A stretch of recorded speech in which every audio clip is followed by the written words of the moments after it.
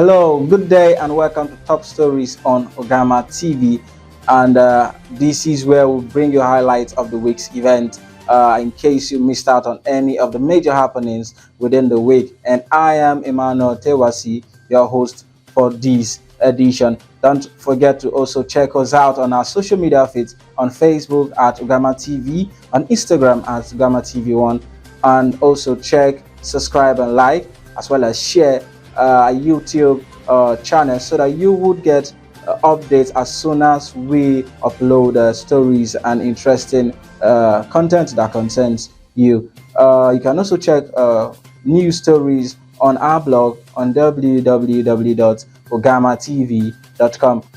All right, so moving straight to what we have for this week's edition, starting from our own dear state, Enugu. Governor Peter Mohbad, the governor of Enugu State, flagged off the construction of the new Enugu City Road, which is 17-kilometer dual carriage and feeder roads, about 40 kilometers in Owo. These roads are expected to be completed by December, according to the governor. All right, still from Enugu. According to a memo dated 9th October 2023, the governor is seeking to borrow 100 billion naira loan and 10 billion naira term loan, as well as 10 billion naira overdraft facility and 50 billion credit facility for capital projects within the state.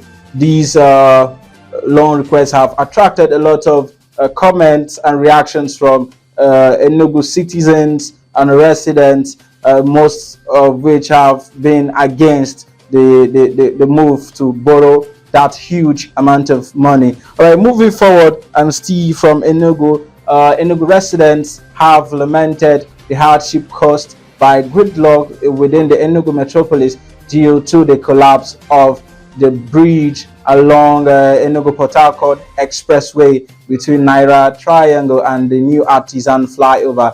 The bridge, which collapsed about 2 weeks ago, that's on the 25th of September, has created a lot of hardship for motorists due to the inability of motorists to move freely within the town. Enugu residents have called on the federal government, also pleaded with the Enugu state governor to fast track the processes involved or needed to commence the reconstruction of that bridge. Do you think it is the duty of the Enugu state government to weigh in, or the federal government, which it is its statutory right to swing into action and get that bridge done already, should be up and doing as it requires of them? All right, so still from Enugu, a coal mining company is to pay 100 billion naira to the Enugu State Environmental Remediation Trust Fund, while also paying 100,000 naira per truckload of coal evacuated from the mining site in Uji local government area of the state. Okay, then finally from Enugu, a local community in Enugu State, that is Amechi or Kunano, Enugu South Area Council, have appealed to the Enugu State Waste Management to evacuate a heap of refuge along the Jim Nwobodo Road. This is one of the policy thrust of the governor to ensure environmental sanitation and also uplift the welfare of the people, and this could be done by ensuring clean environment. So the attention of the waste management have been called to the heap of refuge along Jim Nwobodo Road in Enugu South local government area. All right, so moving away from Enugu, let's look at the appointment of the new EFCC Chairman by President Bola Ahmed Tinubu. Within the week, Ola Olukoyede was appointed as the Executive Chairman of the Economic and Financial Crimes Commission, EFCC, by President Tinubu. Okay, on another interesting note, the popular Happy Boys and ex-security men and internet sensation uh, have been arrested in Cyprus. They were arraigned in court and charged with an undisclosed offense within the week and thereafter remanded in prison. We all recall how the general overseer of Omega Power Ministry, Apostle Chibuzo Chinyere, accusing him of abandoning them in Cyprus. For more details of the stories, you can always check our blog on www.ugamatv.com for the full details of the story. All right, so moving ahead, a woman, Dorothy Hoffner, attempting to make history as the oldest person to ever jump from a plane, died within the week. The woman, who was 104 years old, died days after going skydiving to break the Guinness World Record. This is quite unfortunate. May her soul rest in peace. Okay, so moving forward, a DNA test has confirmed that Mohbad, the late singer, is the actual father of the 5-month-old son, which was alleged to be a child to Sam Larry, who is being accused as a major suspect in the death of Mohbad. We recall that a lot of controversies surrounded the death of the Afrobeat star, owing from the involvement of Sam Larry, Naira Marley, even the wife, and Prime Boy, which led to their arrest and finally detention of these suspects for the death of Mohbad. Mohbad was a 27-year-old music star who became more famous and broke a lot of records after his death. It's quite unfortunate that his glory came after his doom.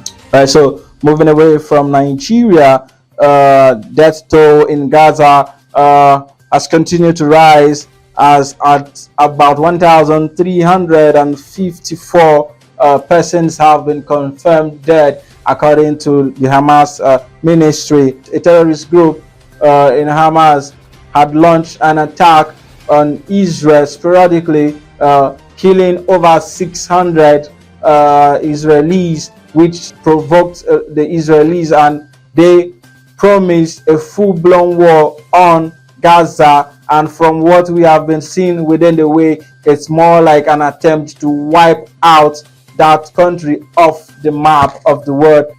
All right, on a very interesting note, Davido welcomed twins.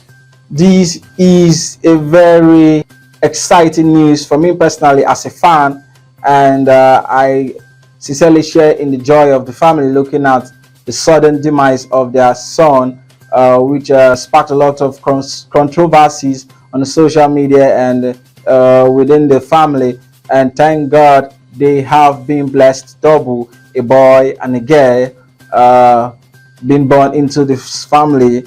It's a blessing. As Nigerians, we always say they don't know waiting God do for them. So, like, congratulations to Davido. And lastly, the Afrobeat star Ayo Balogun, aka Wizkid, within the week laid his mother, late Jane Balogun, to rest. Wizkid was around to pay his last respect to his mom. Wizkid is the only boy among 12 children and the last child of late Miss Jane. She would be forever missed by the family, and may her gentle soul rest in peace. All right, so this is where we wrap it up on this edition of Top Stories, and I believe you had a wonderful time listening to this story. So in case you missed out on these stories and you want to get more about these stories we just highlighted, you could do well by checking www.ugamatv.com. You can also follow us on our social media feeds on Facebook at Ugamatv, on Instagram at Ugamatv1, on YouTube at Ugamatv, where you like and share as well as subscribe, so that as soon as we upload, you'll be the first person to get notified. And that's where we'll wrap it up on this edition I remain Emmanuel Tewasi, your host, and bye for now.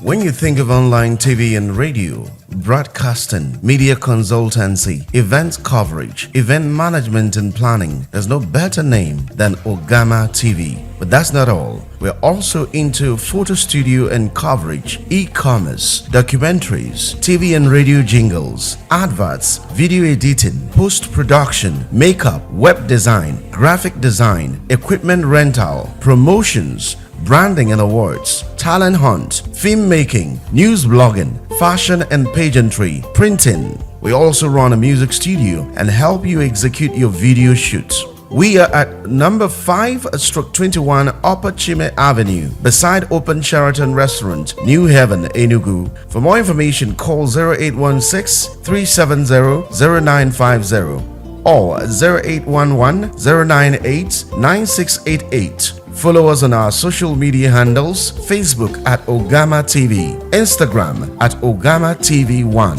Twitter at Ugamatv, website www.ugamatv.com. You can also send us email at ugamatv@gmail.com. Ugamatv, your one-stop media solution.